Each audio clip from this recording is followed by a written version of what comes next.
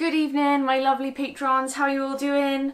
So tonight I'm going to talk to you about how I set up the headphone rig for the RKC Silent Disco experience. I've also got some footage of behind the scenes, which I'm going to throw into this video. So let's start with that. Now you can have a laugh and watch me plugging everybody in.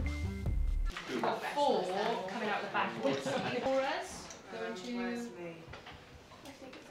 See, this is why we need pink cables, you know? Yeah. I watched Patron, but is that you as well? We seem to be.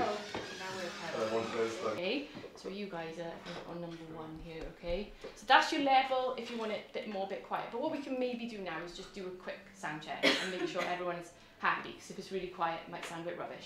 So as you can see from that clip, guys, it was pretty funny getting everybody plugged in. It became a bit carnage. There was cables everywhere. All these headphone extensions were everywhere. So what we did was we had 3 headphone amps. We had this really old battered Behringer mini amp, which has got 8 inputs, daisy chained with 2 of these Samsung CQ8 ones. So there's actually 8 inputs in all of the amps. So in theory I could have had 24 people there, but Shaw lent me 15 pairs of headphones, and then I just grabbed whatever I had in the house, and I think we had 17 people in the audience. So we set that up, and when everybody was sound checked, I then did a little welcome to why everybody was... Right, so firstly, thank you so much for coming down tonight. I'm doing something I've never, ever done before, as you can probably tell. And instead of just, you know, shooting a lonely video alone, I just thought, why not invite someone to come listen? So that's what I've done, but obviously, before I thought about it properly, there was a few complications. Obviously, you all needed a pair of headphones, so thanks to Mary from Shaw, amazing microphone brand and headphones. So Mary has supplied all the headphones for us tonight, and my friend Andy from the BBC has supplied us with the headphone amps. We're also filming, if you hadn't noticed, and this video, if it looks good, if you look good. We had a late night last night, right? Yeah. Not sure. So if I sound good, so hopefully this will be uploaded. It will be online hopefully this week at some point. Okay, so you should be able to hear me. Oh. There is a little high buzz. Just kind of ignore that. Yeah, so should we check the instruments? We'll do a bit of bass. Can everyone hear that? Yeah. Okay, cool. Please say if you can't hear it yet, so it'll be rubbish if you can't hear it. And then some piano. Yeah? Cool, we've got some piano. And then let's do, so we got the vocal, can everyone hear that? Yeah. And then we've got some effects. Oh. La. Okay, so we've got some effects, and then, yeah, cool.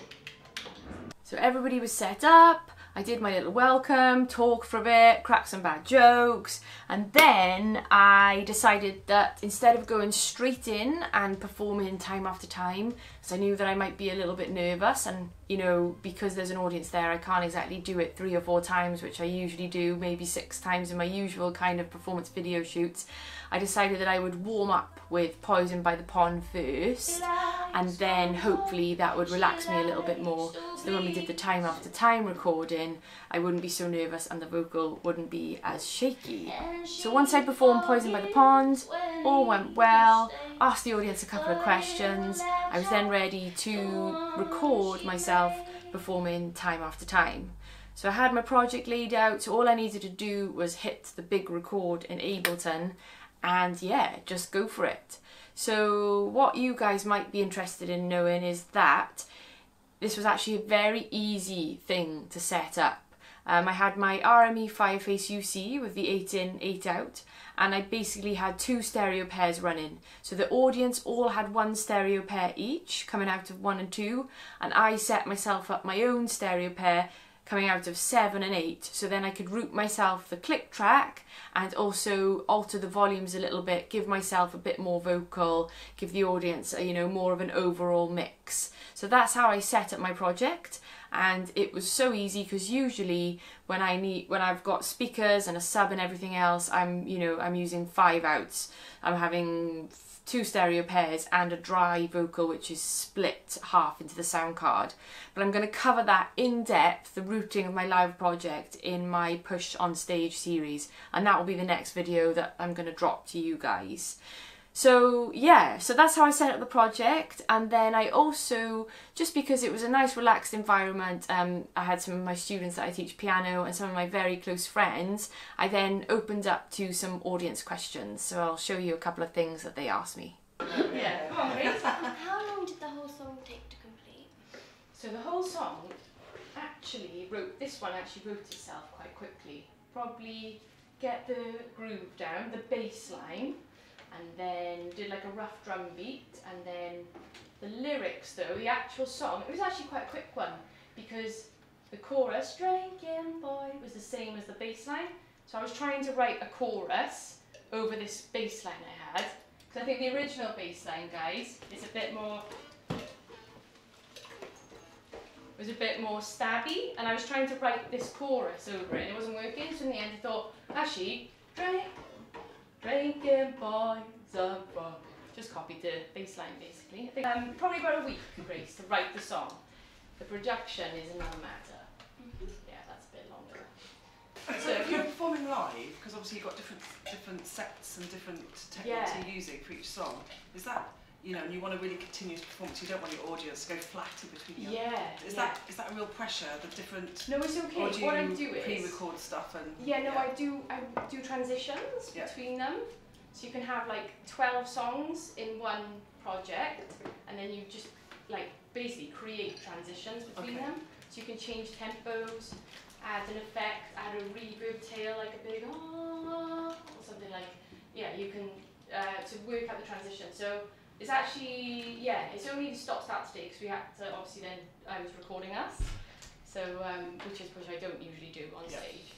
I'd like to know, when you write the songs, can you sing the lyrics first and then make the beat afterwards, or just make the beat first and then do the lyrics? How do you Yeah, so when I first started writing, songwriting, I was just addicted to piano. I just play piano every day for hours, just made songs with voice and piano.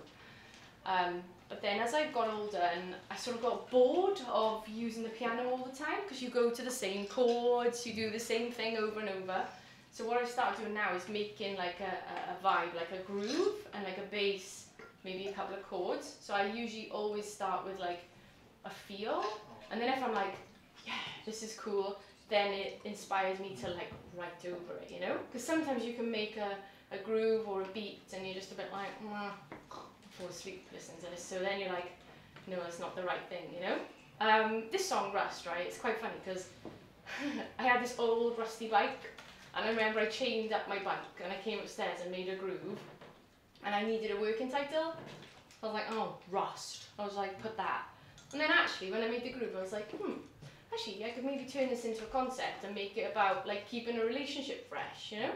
Like, so they don't see no rust. So it sounds weird, but that's where that title came from. My rusty So my review, guys, of the RKC Silent Disco experience, I think it's a really nice way to let your audience in and hear what you're hearing when you're performing. And also with, you know, speakers in like a pub or whatever, they can be a bit dodgy, you want to have the bass coming through. It's very, very simple. Like I said, I just set up a stereo pair.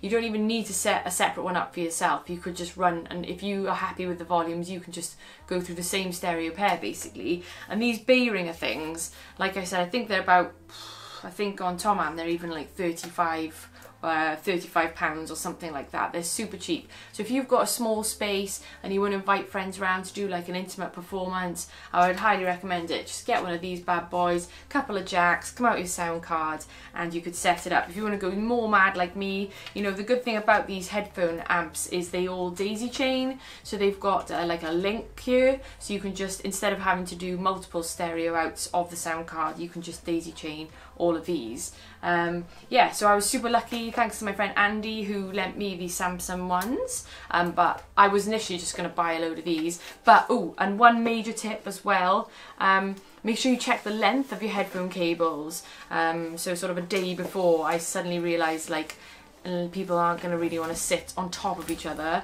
so I found this website really cheap, where they did these little headphone extensions. I think they were like £3 each, and they're like 1 meter long. So you can find these really cheap online, a couple of headphone extensions. So I ended up paying all in all like 30 quid just for the headphone extensions. So yeah, go for it guys. I would love to know if you're up for trying a silent disco experience. My other tip as well, if you have got budget, is you can hire out a silent disco rig where you could then have wireless headphones, which would probably be, you know, really good and less messy. So yeah, so I hope you enjoyed that, and I'm gonna really delve in now to my live setup in the next couple of videos for you guys, and hopefully you can take some tips from that and put them into your live shows. Otherwise, thank you so much for your support. Thank you for being on the RKC journey with me. It's album year. There's loads of stuff going on behind the scenes. You guys will know about it first. Thank you for your support. I will see you very soon.